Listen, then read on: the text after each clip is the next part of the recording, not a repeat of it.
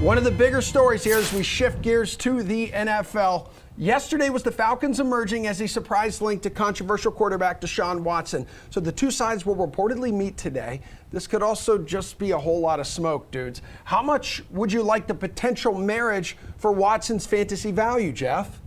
So, yeah, I mean, look, we got to put on our, just speculation hats here. The Matt Ryan contract, we could talk for ages, but let's just say that Deshaun Watson has an actual shot of going to Atlanta right now. If he did go there, I think Deshaun Watson is an instant top 3 fantasy quarterback, and then there's a couple reasons why. It really has nothing to do with the weapons around him. I mean, obviously, Atlanta heading into, a very thin wide receiver crew, but that doesn't really matter as much with a mobile quarterback like Deshaun Watson. What matters is that the Falcons were one of the worst teams in sacking opposing quarterbacks last year. Their defense is just going to allow a ton of points. They're going to play at a faster pace, and they're going to be in a dome environment. Deshaun Watson would just rack up fantasy points like it was an arcade game every week with Atlanta. So I think it's a very good spot for him for fantasy purposes, and I think they would obviously address the wide receiver position in the draft. So whether this is actually going to come to fruition or not, I have no idea. But this would be a fantastic spot. If you have a Deshaun Watson in a dynasty draft or something right now, you should be praying this happens, because I don't see that defense improving enough to really make an impact. And I think Deshaun Watson would just be in garbage time heaven all season, starting in 2022. So. All right, Pearce. Geoff says he becomes an instant top 3 quarterback in Atlanta, but it's not like he's going to have an elite offense around him right away. Yeah, I wouldn't go that far, and I can see this being a possibility if they make some adjustments. But they lost Russell Gage, they've lost Calvin Ridley. Kyle Pitts is going to be awesome next year. We saw a lot from him last season. He's going to continue to grow. They've got to bring Cordell Patterson back. There's no guarantee he's coming in. Maybe they can draft a wide receiver, but they have so many other holes that I don't know if they really want to burn a top pick on a wide receiver. And then free agency, they don't really have a lot of cap space. Who knows what's going to happen with Matt Ryan? I don't know. I mean, there are receivers out there that could definitely help this offense. But the biggest issue is this offensive line. Yeah. The offensive line for the Falcons, they've been trying to fix this for 4 years, and they haven't had any positive results. They've got free agents, they've drafted, and nothing seems to work. Maybe it's Matt Ryan is the problem. Who knows? It's interesting. All these teams that want to bring in Deshaun Watson, none of them have offensive lines. Maybe if they had lines, they wouldn't need to go out and get quarterbacks. Feels like maybe Seattle should be the team he wants to go to, right? Don't think so. Anyway, he just wants to play. I mean, I don't know. I mean, I think Deshaun Watson wants to pass the ball. And I mean, we just saw Pete Carroll run out of town another elite passing quarterback in Russell Wilson. So I would actually say that's probably Pete Carroll's kind of just taken Seattle off the market for marquee quarterbacks right now. Okay, yeah, maybe the Saints would be a good fit as well. But for fun here, let's just say that the Falcons do land Watson. What does that mean for Matt Ryan, Pearce? A bit of a mess because, I mean, not necessarily for Matt Ryan, but the Falcons now, they either have to trade him or cut him, and, well, everyone's going to know that they're just going to have to cut him, so why trade? Why would you trade resources for Matt Ryan? You just wait for the Falcons to have to release him, and then you pick him up. So the Falcons get really nothing out of this. We should have traded him a week ago when we were talking about this. Now his value, if they bring in Watson's almost nothing. It could be worse. It could be San Francisco, who are seemingly stuck with Jimmy Garoppolo now with nowhere to go with him or cut him. Either of those two quarterbacks, if they get cut, the place for them to land is going to be Indianapolis. Indianapolis has got the salary cap. They've got the players around. That would be a great location for either of these quarterbacks to land.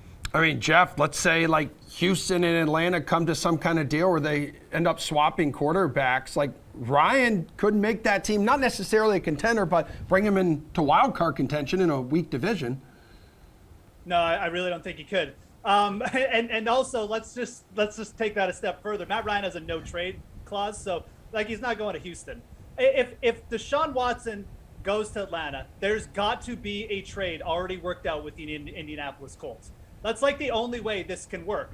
And I'm not saying it's not going to happen, but that's really the only way this is going to work. And it's got to be some kind of agreement where the restructured contract with Matt Ryan, the Colts have agreed to take it on, and that's it. I mean, but I just don't see any other scenario. I don't see Matt Ryan going to Houston. I don't see any other team coming in here and taking Matt Ryan. So there's got to be some kind of three-way deal worked out. And, the Falcons reworked Matt Ryan's contract. They free up some salary space for this year, but they can still just get out. If they can just get out of this albatross of a contract this year and just swallow the dead cap money, I don't know why they wouldn't, quite frankly. And everyone's saying, well, they're not going to have any space to work with. Well, guess what? Sometimes just freeing yourself of something that's dragging your team down and been dragging your team down for a couple of years is better than biting the bullet for another 2 years. So I think it actually makes sense for them to do it, but I'm not sure if it's actually going to happen. Now, let's say Deshaun Watson doesn't come in and maybe Indianapolis is still interested in this.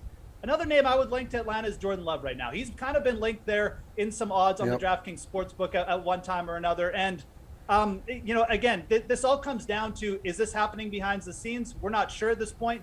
But if it does end up happening and Deshaun Watson doesn't go there, I think Jordan Love could end up in Atlanta somehow. I mean, all Ryan would need to do in Indianapolis is go in there, run the offense, and not screw it up. Even Carson Wentz was able to put up decent numbers there. It was the way the season ended that I think resulted in his departure in Indianapolis, guys. Some more quarterback news. Browns quarterback Baker Mayfield releasing a statement late last night. Kind of sounded like a goodbye. He says, I have no clue what happens next, but do you, Geoff? What's the market look like for him? I mean, he's kind of missed the boat, right? I mean, the Steelers already, made their bed with Trubisky. I guess the Saints are still out there. Maybe Indianapolis takes a shot or something, but I don't think there's really a market for Baker Mayfield right now. I mean, this is a player who came into the NFL with a ton of bravado, kind of rubbed some people the wrong way, and he didn't back it up with his play on the field. And guess what? Nobody likes those kinds of people. These aren't the types of people that necessarily people say, oh, we'll give you a second chance. We'll try and rebuild around. I don't think there's really a big market for Baker Mayfield right now. If the Browns are going to move on from him, I kind of see him as just having to take some kind of swallow your pride backup deal. I mean, I threw it as a joke last night that maybe the Giants will sign him to back up Daniel Jones. But does that really sound so outlandish? I mean, the Giants are looking for someone to push Daniel Jones. They were linked to Mitch Trubisky. Maybe that is where Baker Mayfield ends up. I think at the very least he'll end up in that kind of scenario. Maybe he goes to the Saints and competes with Taysom Hill. Same kind of deal. But, I mean, this just sounds like Baker's out, and I think he's going to have a really hard time getting any kind of, bona fide spot where he starts as the legitimate day one starter. Pearce, is there any coming back from this? Because it sounds like he's out. Yeah, but let's pump the brakes a little bit on reading these Instagram and Twitter posts. A couple weeks ago, we thought for sure Russell Wilson was going to go play for the Commanders, and that didn't seem to work out. So we will see if he does get released. Then I'm sure there'll be a place for him. Seattle doesn't seem like the craziest place. I mean, if he is healthy, we're giving Baker Mayfield a pretty hard time. Yeah, he has not lived up to expectations, but he was banged up a lot last season. That offense was banged up a lot last season. They lost a lot of players during different times, had some really serious COVID outbreaks. So we may be a little too harsh on Mayfield for whatever reason. If he gets back to being healthy and can move around, I mean, he's not as good as Russell Wilson, but he plays in that similar way of he can scramble, run around, and throw the deep ball. And you can see that fitting in Seattle, and those guys maybe not missing out on a year and possibly being playoff contenders if he's healthy. And maybe we see. I think the bigger question would be, what do the Browns do? Let's say they cut Baker and they don't get Deshaun Watson. What's the end game there for them? I mean, that's kind of the more interesting question. They just signed Amari Cooper, so I don't really have an answer for that one either.